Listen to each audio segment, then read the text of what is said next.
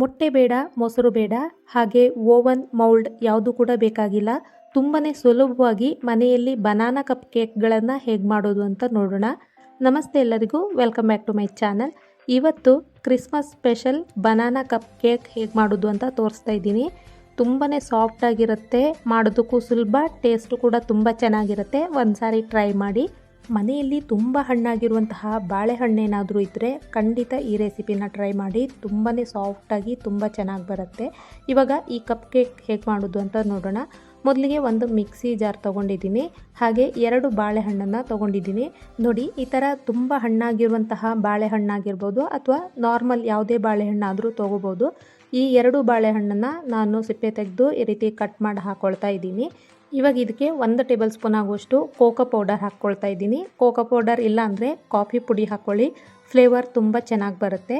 ನೋಡಿ, ಇವಾಗ ಇದಕ್ಕೆ ಅರ್ಧ ಕಪ್ಗಿಂತ ಸ್ವಲ್ಪ ಕಡಿಮೆ ಸಕ್ಕರೆ ಹಾಕ್ಕೊಂಡಿದ್ದೀನಿ, ಹಾಗೆ ಅರ್ಧ ಕಪ್ ಆಗುವಷ್ಟು ಹಾಲನ್ನು ಹಾಕ್ಕೊಂಡಿದ್ದೀನಿ. ಇದನ್ನು ನೈಸಾಗಿ ನಾವು ಪೇಸ್ಟ್ ಮಾಡ್ಕೋಬೇಕು. ಅರ್ಧ ಕಪ್ ಆಗುವಷ್ಟು ಸಕ್ಕರೆ ನಮಗೆ ಬೇಕಾಗೋದಿಲ್ಲ, ಬಾಳೆಹಣ್ಣು ಸಿಹಿ ಆಗಿರೋದ್ರಿಂದ ಸ್ವಲ್ಪ ಸಕ್ಕರೆನ ಕಡಿಮೆನೇ ಯೂಸ್ ಮಾಡಿದ್ದೀನಿ. ನೋಡಿ, ಈ ಥರ ಸ್ಮೂತಾಗಿ ಗ್ರೈಂಡ್ ಮಾಡ್ಕೋಬೇಕು.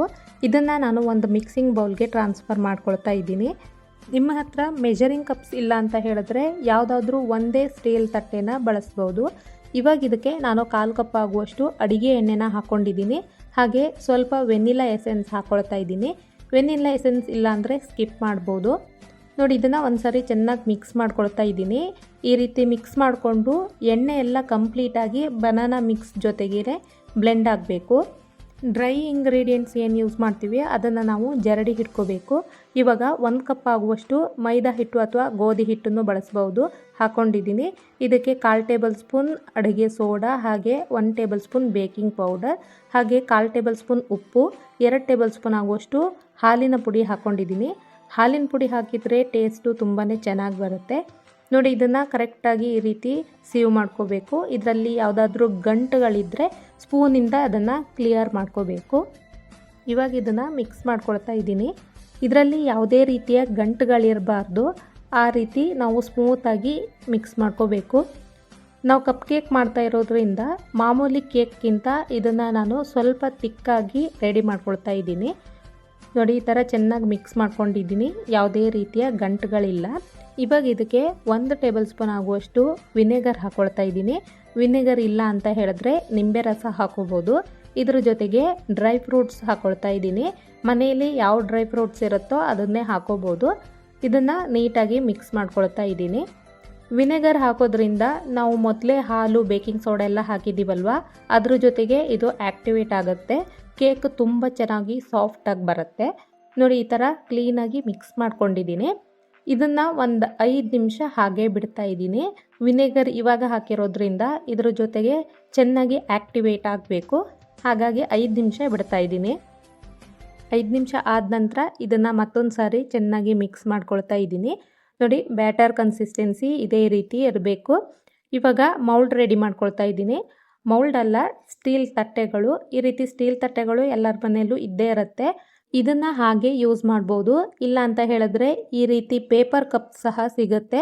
ಅದನ್ನು ಈ ತಟ್ಟೆಗಳ ಒಳಗಡೆ ಇಟ್ಟರೆ ನಮಗೆ ಕೇಕ್ ತೆಗೆಯೋದಕ್ಕೂ ಕೂಡ ತುಂಬಾ ಈಸಿ ಆಗುತ್ತೆ. ಇವಾಗ ನಾನು ಇದಕ್ಕೆ ಕೇಕ್ ಬ್ಯಾಟರ್ ಹಾಕ್ಕೊಳ್ತಾ ಇದ್ದೀನಿ. 2 ಟೇಬಲ್ ಸ್ಪೂನ್ ಆಗುವಷ್ಟು ಕೇಕ್ ಬ್ಯಾಟರ್ ಹಾಕ್ಕೊಳ್ತಾ ಇದ್ದೀನಿ ಅಷ್ಟೇ. ಬೇಕ್ ಮಾಡಿದ ನಂತರ ಕೇಕ್ ಸೈಜು ದೊಡ್ಡದಾಗೋದ್ರಿಂದ ನಾವು ಇದಕ್ಕೆ ಪೂರ್ತಿಯಾಗಿ ಬ್ಯಾಟರ್ ಹಾಕೋಬಾರ್ದು. ನೋಡಿ, ಈ ಥರ ಅರ್ಧ ಅಥವಾ ಮುಕ್ಕಾಲು ಭಾಗದಷ್ಟು ಬ್ಯಾಟರ್ ಹಾಕ್ಕೊಂಡ್ರೆ ಸಾಕು. ನೋಡಿ, ಈ ಥರ ಎಲ್ಲವನ್ನ ರೆಡಿ ಮಾಡಿ ಇಟ್ಕೊಂಡಿದ್ದೀನಿ. 12 ಕಪ್ ಕೇಕ್ಗಳಾಗಿದೆ.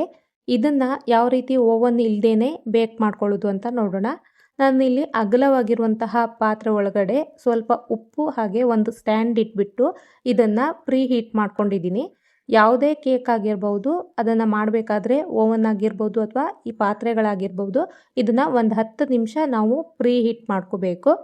ಇದ್ರ ಒಳಗಡೆ ಒಂದು ಅಗಲವಾಗಿರುವಂತಹ ಬಟ್ಲಿಟ್ಬಿಟ್ಟು ಅದ್ರ ಮೇಲ್ಗಡೆ ಈ ಕಪ್ಗಳನ್ನು ಇಟ್ಟಿದ್ದೀನಿ. ಇವಾಗ ಲಿಡ್ ಕ್ಲೋಸ್ ಮಾಡಿ ಇದನ್ನು ಕಡಿಮೆ ಉರಿಯಲ್ಲಿ ಅರ್ಧ ಗಂಟೆ ಅಥವಾ ಮುಕ್ಕಾಲು ಗಂಟೆ ಇದನ್ನು ಬೇಕ್ ಮಾಡ್ಕೋಬೇಕು.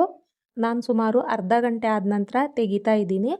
ನೀವು ಕಪ್ ಕೇಕ್ಗಳನ್ನು ಒಂದು ಸಾರಿ ಟೆಸ್ಟ್ ಮಾಡಿ ನೋಡ್ಬೋದು. ಈ ರೀತಿ ಟೂತ್ ಪಿಕ್ ಕ್ಲೀನಾಗಿ ಬಂದರೆ ಕೇಕ್ ಚೆನ್ನಾಗಿ ಬೆಂದಿದೆ ಅಂತ ಅರ್ಥ. ಇವಾಗ ಇದನ್ನು ಹೊರಗಡೆ ತೆಗೆದು ಸ್ವಲ್ಪ ತಣ್ಣಗಾಗೋದಕ್ಕೆ ಬಿಟ್ಟಿದ್ದೀನಿ. ತಣ್ಣಗಾದ ನಂತರ ಇದನ್ನು ಓಪನ್ ಮಾಡಿ ತೋರಿಸ್ತಾ ಇದ್ದೀನಿ. ಕಪ್ ಕೇಕ್ ಅಂತೂ ತುಂಬಾ ಚೆನ್ನಾಗಿ ಬಂದಿದೆ.